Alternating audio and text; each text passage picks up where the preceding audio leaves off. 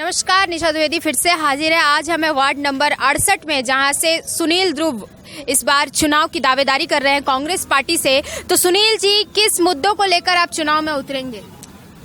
चुनाव में इसलिए मुद्दे में उतरा गया है क्योंकि यहाँ का वार्ड का पार्षद याद राम जी हैं, जो कई लोग जाते हैं उसके यहाँ परेशानी के लिए, तो बोलते हैं कि मैं पार्षद मेरे को जिताया नहीं गया। क्या परेशानी है उस जगह में? वार्ड के लोग बोले हैं मेरे को, बहुत आदमी मेरे घर में आके कि चुनाव में एक बार लड़ के देखो, इसलिए मैं कांग्रेस से मैं टिकट मांग पूरी कर रहा हूँ।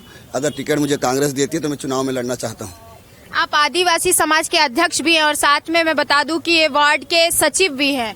तो कैसा, आप क्या देख रहे हैं अभी वार्ड में, किस तरह की चीजें चल रही हैं? समाज वाले पूरा सपोर्ट करना चाहते हैं, अन्य समाज भी और हैं उस जगह में, सभी सपोर्ट करना चाहते हैं मेरे।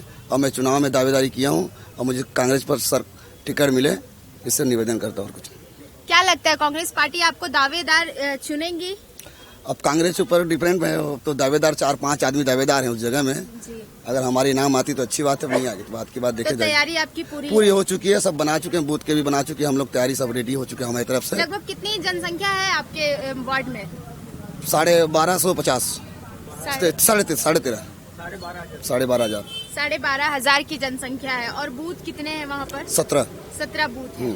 तो आपका मेल मिलाप कैसा है? आपने पूरे मतलब वार्ड में एक बार भ्रमण किया है? हाँ, किस तरीके का काम चल रहा है वहाँ हाँ, काम ठीक चल रहा है मैम, ऐसा नहीं है काम के बारे में नहीं है। अगर कुछ काम रुका भी हो उस जगह में तो उस काम को हम सुधार करेंगे जब हम पार्षद के बन जाएंगे, तो इसके दावेदारी के लिए किए हैं।